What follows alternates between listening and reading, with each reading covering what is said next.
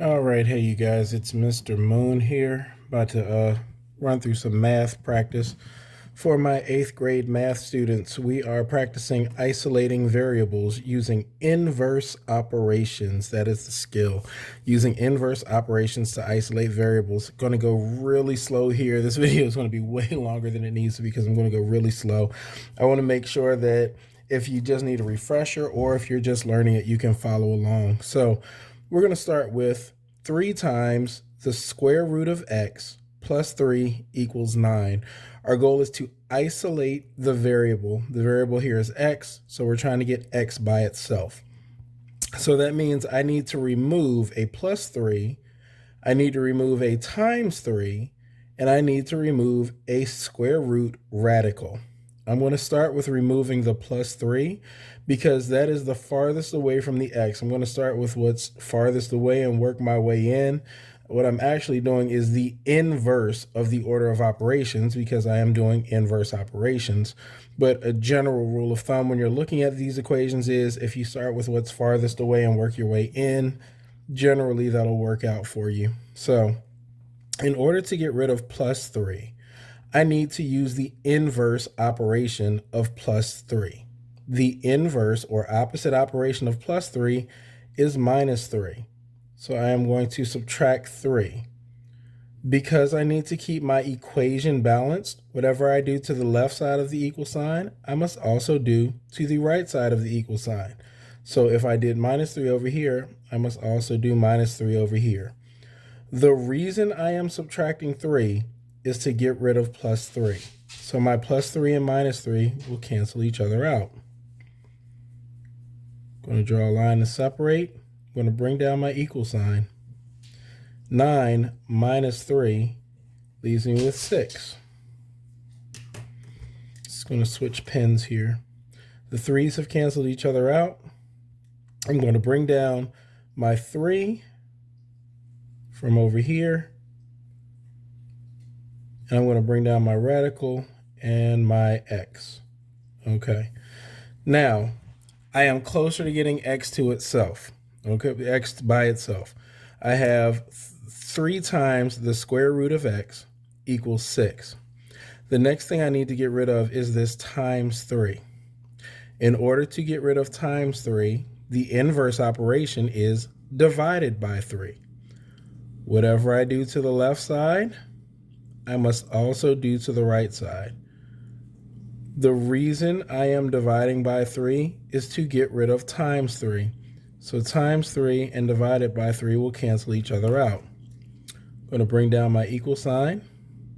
6 divided by 3 is 2. I'm going to bring down my radical and my x. Okay? Now, I need to get rid of this square root radical. The inverse operation of square root is squared. So whatever I do to the left side, I must also do to the right. So if I'm squaring the left side, I must also square the right side. The reason I am squaring it is to get rid of the square root. That is the reason why. So my radical and my exponent will cancel each other out. I bring down the x, I bring down the equal sign. 2 squared is 4. And my solution, which I will put inside of a box, is x equals 4. Following along with inverse operations, let's go to another question that is a little bit more difficult. A squared plus 5 divided by 3 equals 7. Okay. I have to use inverse operations to get my variable a by itself. I have to do the opposite of everything that's over here until I can get the a all alone. The first thing I'm going to get rid of is divided by 3. The inverse operation of divided by 3 is times 3. Whatever I do to the left side, I must do the same thing to the right. So I am multiplying both sides by 3. The reason I am multiplying by 3 is to get rid of divided by 3. So my times 3 and divided by 3 will cancel each other out. I'll bring down my equal sign. 7 times 3 is 21. I'll bring down my a squared and my plus 5. A squared plus 5. The next thing I need to get rid of is plus 5. In order to get rid of plus 5, I must use the inverse operation of plus 5, which is minus 5. So I'm going to subtract 5. Because I need to keep my equation balanced, I'm going to subtract 5 from both sides of the equal sign. The reason I am subtracting 5 is to get rid of plus 5. They will cancel each other out. I'll bring down my equal sign. 21 minus 5 is 16. I'll bring down my a squared. Now, the inverse operation of squared is a square root. So I need the square root of a squared. And that will equal the square root of 16. The reason I am using a square root is to get rid of the exponent. The exponent and the radical will cancel each other out. Bring down my equal sign, bring down my a because that's all that's left over here. And the square root of 16 is 4. My solution is a equals 4, and I'm going to put that in a box, as always. Okay, now I'm going to do one that is really significantly more complex than those two that I just did. This one has a bit more steps, but follow along because we're still doing the same thing. We are isolating our variable n using inverse operations. Here's our variable n. It's buried in there pretty well. So the first thing I need to get rid of is this divided by 2. In order to get rid of divided by 2, the inverse operation is times 2. I am going to multiply both sides times 2 in order to get rid of divided by 2. The reason I am multiplying times 2 is to eliminate divided by 2. So these will cancel each other out.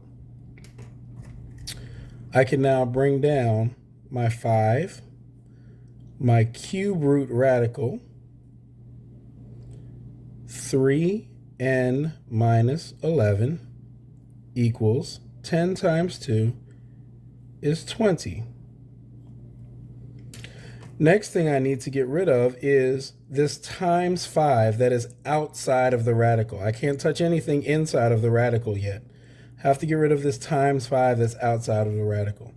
In order to get rid of times 5, I'm going to take everything on this side and divide it by 5. And because I do it on one side, I have to do the same thing to both sides. The reason I am dividing by 5 is to get rid of times 5. So these 5s will cancel each other out. I'm going to bring down my equal sign.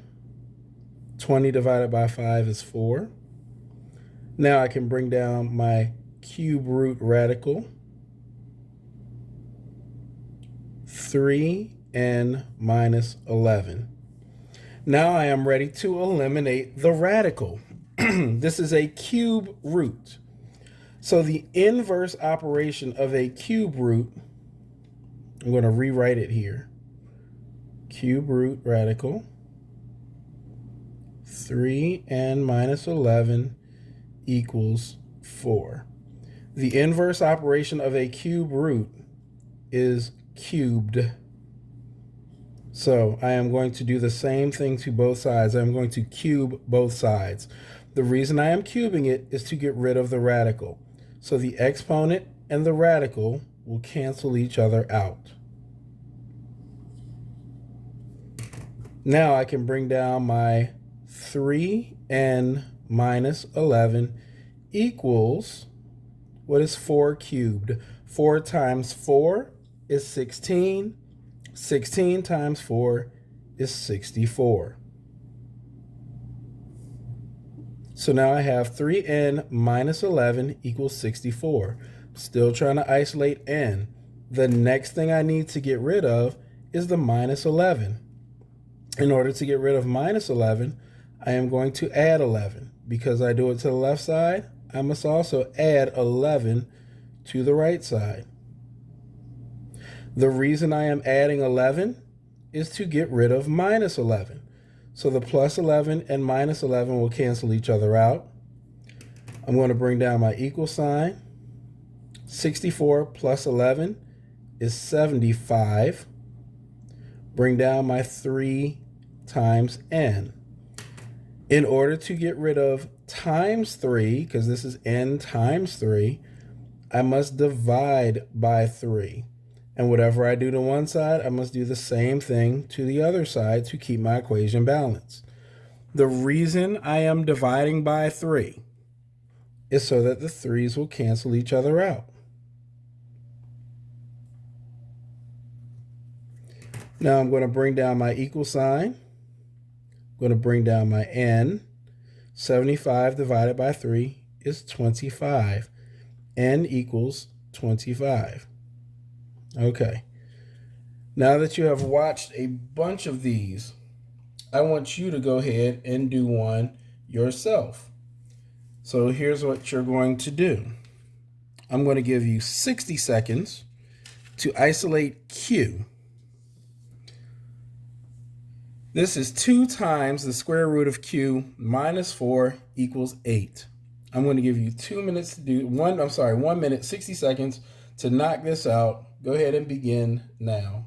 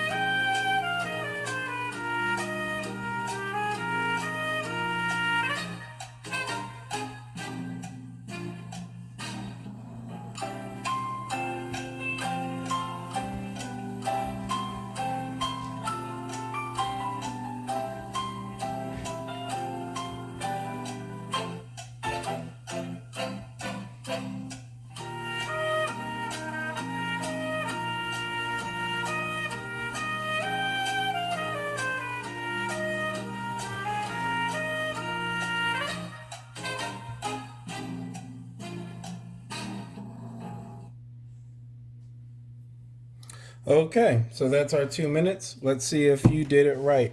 We're going to go ahead and get rid of the minus 4 first by adding 4 to both sides. Plus 4, plus 4. 4's cancel each other out. Bring down the equal sign. 8 plus 4 is 12. 2 times the square root of Q equals 12. Now, in order to get rid of times 2, we're going to go ahead and divide both sides by 2. Divided by 2, divided by 2. These 2's will cancel each other out. Bring down my equal sign, bring down my square root radical Q, and bring down 12 divided by 2 equals 6. Okay, in order to get rid of the radical sign here, the square root radical, I'm going to square both sides. The radical and exponent will cancel each other out.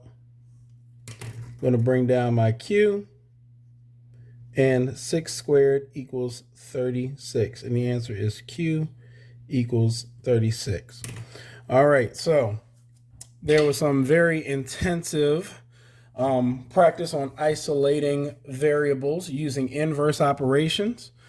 Apply this. It is the basis for most advanced level math you will be doing from here forward. Your pre-algebra, algebra 1, algebra 2, trigonometry, geometry, pre-calculus, calculus, and even a lot of the science classes you will take, such as chemistry, applied physics, quantum physics, a lot of this stuff. The basis for what you'll be doing is being able to keep equations and or inequalities balanced using inverse operations. So practice along with it and make sure you have this concept.